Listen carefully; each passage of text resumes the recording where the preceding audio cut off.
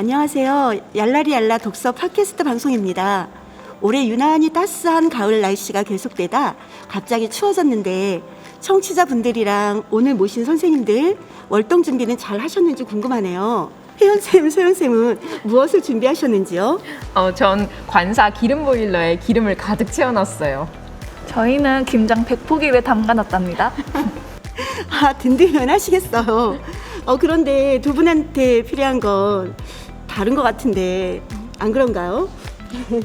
네, 자 오늘 저희 얄라리얄라 독서 팟캐스트에서는 보시는 것처럼 특별히 선생님들을 모셨는데요.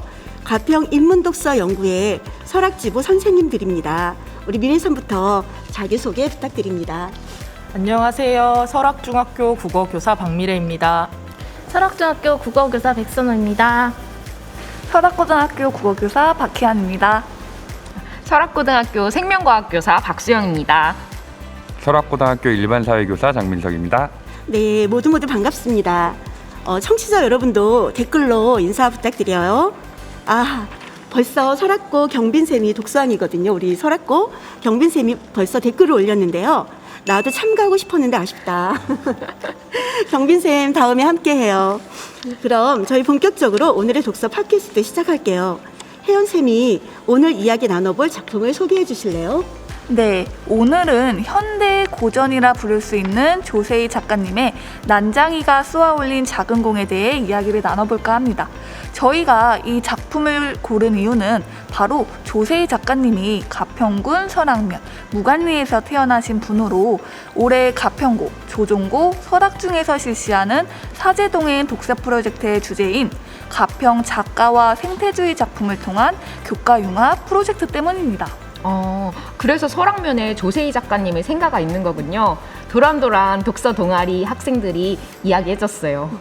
맞아요. 저는 작년에 동아리 아이들과 가보았는데 좀 관리가 제대로 안 되는 것 같아 아쉬웠습니다. 그리고 선호쌤, 방송 전에 공지사항이 있죠? 네, 저희 팟캐스트 방송 시작 전에 알려드려야 할 것이 있는데요.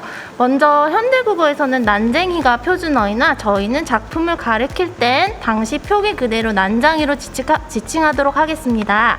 아울러 오늘 독서 팟캐스트 배경음으로 사용하는 곡들은 작년에 설악고등학교 주크박스 동아리 친구들이 난소공으로 창작 뮤지컬을 제작할 때 만든 창작곡으로 음원 저작권이 가평교육지원청에 있음을 미리 말씀드립니다. 네, 그럼 먼저 미래쌤이 조세희 작가에 대해 간단하게 말씀해 주시겠어요? 네. 조세희 작가는 1942년 경기도 가평군 설악면 무관리에서 태어나셨고요. 서라벌 예술대학에서 문예창작을, 경희대학교에서 국문과를 전공하신 후 1965년 경향신문 신춘문예에 돛대 없는 장선으로 당선되어 등단하셨습니다.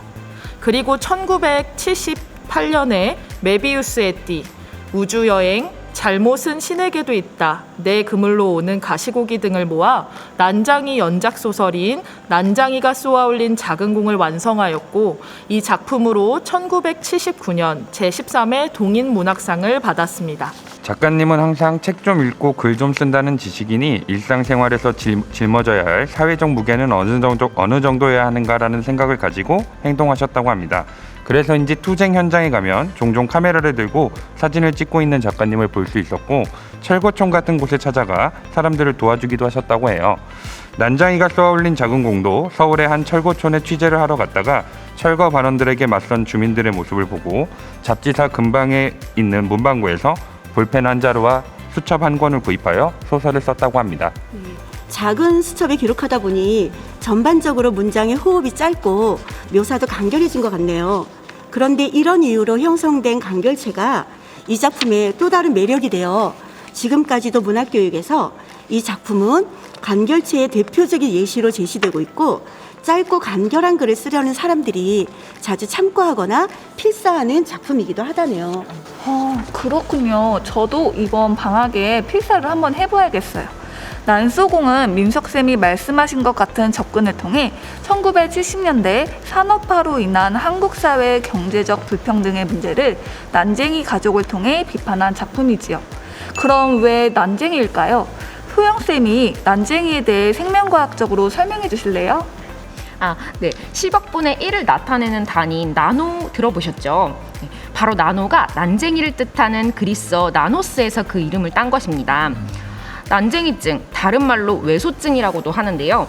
여러 가지 원인이 있겠지만 그중 내분비 질환으로서 생장 호르몬을 분비하는 뇌하수체 전엽의 기능 저하로 생장 호르몬이 분비가 부족하거나 아니면 생장 호르몬 수용체에 이상이 생기는 것입니다. 증상으로는 정상인보다 매우 작은 키를 나타나며 유년기에 장골이 정상적으로 성장하지 않고 근육 발달이 저하된다고 합니다. 생장 호르몬 주사로 치료하는 방법이 있는데 대부분은 치료가 불가능하다고 합니다. 그러나 이 작품에서는 상징적 의미가 큰 것으로 알고 있습니다. 네, 맞아요. 이 작품에서는 단순히 신체적 장애를 가진 인물만이 아닌 경제적으로 소외되고 무기력한 도시 빈민이자 강자에게 억압받는 사회적 약자를 상징하고 있습니다. 부유한 자들과 가난한 자들의 대립적 면모를 매우 선명하고 솔직하게 드러내어 현실의 모순을 적나라하게 표출하려는 작가의 의도가 담긴 설정 같습니다. 아, 그렇군요. 우리 다음으로는 이 작품의 공간적 배경에 대해서도 이야기를 하고 싶어요. 난쟁이 가족이 거주하고 있는 동네가 낙원구 행북동이잖아요. 난쟁이 가족이 처한 상황과 전혀 반대의 이름을 붙인 까닭은 무엇일까요? 작품에 이런 표현이 있습니다. 천국에 사는 사람들은 지옥을 생각할 필요가 없다. 그러나 우리 5 식구는 지옥에 살면서 단 하루라도 천국을 생각해 보지 않은 날이 없다. 우리의 생활은 전쟁과 같았다. 이처럼 난쟁이 가족은 낙원이 아니라 지옥 같은 곳에서 살고 있죠. 그래서 이곳에서의 삶 역시 행복과는 거리가 멀고요. 따라서 낙원구 행복동은 난쟁이 가족이 처한 실제 현실과는 대조되는 반어적인 표현이며 이러한 명칭을 붙인 것은 난쟁이 가족으로 대표되는 소외계층의 빈곤하고 비참한 삶을 강조하기 위한 것이죠. 조세희 작가님은 70년대 시대적 상황과 소외된 계층의 삶을 그리기 위해 상징과 반어 등 다양한 장치를 사용하신 거군요. 참 대단하신 것 같아요. 네, 그런 장치는 또 있어요. 난소공을 우리 시대의 우화라고 평하기도 하는데요. 주로 가진 자 대 못 가진 자의 대립구도, 발로 공을 쏘아 올리려고 한 난쟁이 등의 우위적 상징들로 인해 이런 평가를 받아왔지요. 특히 아버지의 자살 장면에서 은유적인 묘사가 두드러지고요. 인물들의 말씨도 당대 서민층과는 꽤 동떨어져 있어 모더니즘에 가깝다는 평을 들었습니다. 작품의 제목만 보면 동화적이고 순수한 느낌이 들지 않나요? 작은 공은 난쟁이의 꿈과 희망을 나타내는데 쏘아올린 공은 결국 땅으로 떨어질 수밖에 없는 운명이긴 하지만요. 난쟁이가 굴뚝위에서 종이 비행기를 날리잖아요. 그가 날린 종이 비행기가 달나라까지 갔을까요? 종이 비행기가 달나라까죠? 죄송해요. 제가 MBTI가 T라 죄송합니다. 아니 뭐 종이의 재질에 따라 다를 수도 있지 않을까요? 그렇죠? 네. 그런데 이러한 우화적 분위기와는 다르게 이 작품은 실제 광주 대단지 사건을 소재로 했고 사회 비판적 요소 때문에 군사 정권에서 금서로 지정되었었다고 해요. 네, 그렇습니다. 이 작품은 우리나라의 짙은 어두운 면을 잘 보여준 작품이지요. 노동자를 착취하고 투기를 일삼는 부도덕한 부유층과 최저 생활에도 못 미치는 임금을 받고 살아가는 빈민들의 삶이 대립적으로 다뤄지면서 이들의 갈등을 고스란히 담고 있으니까요. 억압의 시대를 기록한 이 소설이 아직도 이 땅에서 읽히고 있는 것은 역설적이게도 과거의 불행이 아직도 지속되고 있음을 증명하는 것이 아닐까요? 조세희 작가님이 난소공 발간 30주년 기념 인터뷰에서 하신 말씀이 기억에 남습니다. 아직까지도 많은 청년들이 이 소설에 공감한다는 사실이 괴롭다고 말씀하셨어요. 요즘의 청년들은 이런 이야기에 공감하지 못하고 그냥 옛날 이야기라고 생각하길 바랬다고. 그로부터 또 수십 년이 넘게 지난 지금도 여전히 많은 청춘들은 이 책에 공감하고 있는데 말입니다. 그래요. 작가님은 난소공을 쓸 당시엔 40년 뒤에도 이 작품을 읽힐 거라고는 상상하지 못했다고 합니다.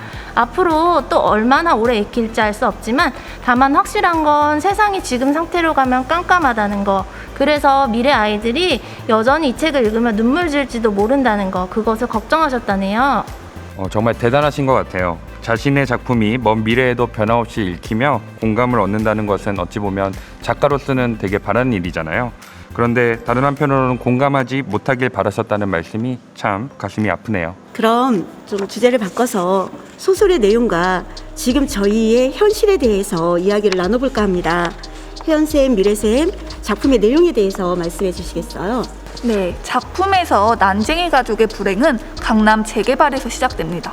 재개발이란 주거 환경이 낙후된 지역에 도로, 상하수도 등 기반시설을 놓고 새 주택을 지어 재정비하는 사업을 말합니다. 취지야 좋지만 원주민과 세입자에 대한 보상이 턱없이 적다는 것이 문제지요. 난쟁이 가족이 살던 1970년대 주택 보상가는 시세의 절반도 되지 않았다고 합니다. 난쟁이 가족에게 집은 가족의 모든 것이었는데 말입니다. 어머니 아버지가 도랑에서 돌을 가져와 예단을 만들고 벽에 시멘트를 쳤고 삼남매도 힘을 보탰습니다. 이런 집을 지으려면 당시에 드는 돈은 130만 원 정도. 하지만 시가 제시한 것은 이주비 15만 원이었습니다. 58만 원 하는 분양 아파트는 물론이고 30만 원 하는 임대 아파트도 들어가기에는 턱없이 적은 돈이었지요. 시세 차익은 개발업자와 부동산 업자의 몫이었습니다. 입주민들의 고통의 크기는 부동산 업자와의 부와 비례하게 된 것이지요. 영희는 부동산 업자로부터 입주권을 훔쳐와 행복동 아파트 임대 신청을 합니다. 아파트 임대 신청을 한 재개발 지구의 주민은 영희가 유일했습니다. 70년대 재개발 사업이 많은 사회 문제를 낳으면서 입주민과 세입자를 보호하기 위한 각종 제도들이 마련되었어요. 하지만 철거민들이 원 지역에서 쫓겨나는 현상은 그대로 지속되었죠.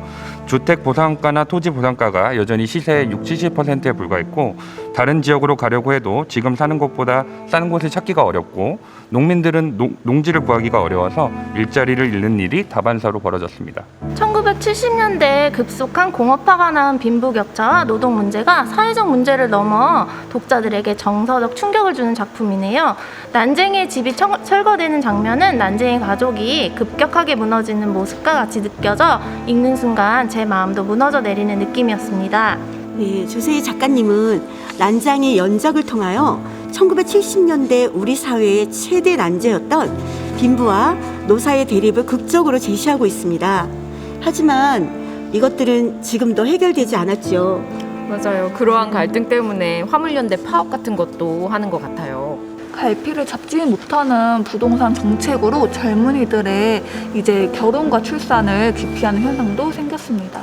점점 더 경제적 고난이 삶 전반의 고통으로 확장되어 꿈과 행복을 포기해야 하는 상황이 참 안타까울 뿐입니다. 네, 설악고 김경빈 선생님이 한국지리 시간에 도시 재개발로 인한 주민 생활의 변화를 학습하는 단원에서 다시 쓰는 난소공이라는 활동을 하셨어요.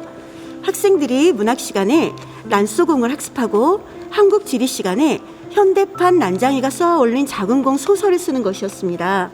아이들의 작품을 읽어보았는데 모두 마음 아픈 사연들을 소재로 아이들의 창의적 상상력은 대단했으나 가슴 한구석이 씁쓸했답니다. 난소공 작품에서 영희가 17살이잖아요. 지금 고2 아이들이 만으로 17살이지요. 한창 희망을 품고 미래에 대한 꿈을 꿀 나이에 궁핍, 불평등, 좌절 이러한 낱말들을 먼저 떠올리게 해서 교사로서 책임감도 느끼게 되네요. 그러고 보면 역사는 메비우스의 띠처럼 끝없이 반복되고 있는 것 같습니다. 딱 적절한 표현 같습니다. 아쉽게도 이제 저희 방송 시간이 다 돼서 민석쌤이 마지막으로 정리를 좀 해주시겠어요? 조세희 작가는 이 땅의 사람들에게 이렇게 제안했습니다. 당신이 이성과 힘 두 가지를 다 가질 수 없다면 이성을 갖고 적들에게는 힘을 주자. 적들은 아마 그 힘으로 전투에서 이길 수 있겠지만 전쟁에서는 이길 수 없을 것이다. 적들은 힘으로 이성을 못 만들지만 우리는 이성으로 힘을 만들 수 있다는 것을 잊지 말자. 작가는 말로 표현했지만 우리들은 이러한 생각을 가지고 현재를 살아가야 된다고 생각합니다. 그렇습니다. 조세희 작가는 경제적 불평등에 대한 문제 제기를 통해 더불어 살아가는 사회에 대한 바람과 가치를 드러낸 것 같네요. 저는 오늘 독서 팟캐스트에 참여하게 되어 정말 뜻깊은 시간이었습니다. 초대해 주셔서 감사합니다. 저희 가평 인문독서 연구회 교사들이 난소공으로 꾸며본 오늘의 독서 팟캐스트 방송에서는 협성대학교 문예창작가 편집부에서 운영하는 블로그에서 많은 도움을 받았음을 밝힙니다. 네, 난소공에 대해서는 아직 더 많은 이야기가 남았지만 나중에 2부를 기약하며 오늘 방송을 마치도록 하겠습니다. 지금까지 함께해 주신 선생님들 그리고 청취자 여러분 고맙습니다. 모두 안녕.